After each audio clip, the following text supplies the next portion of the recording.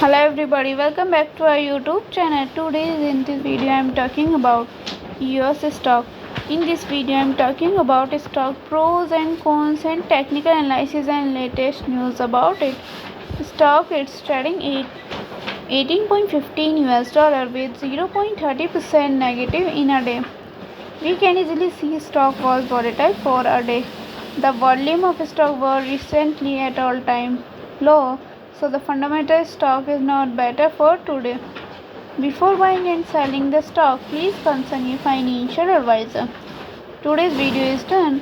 Thanks for watching. Please subscribe my YouTube channel and like the video, and also comment all related queries.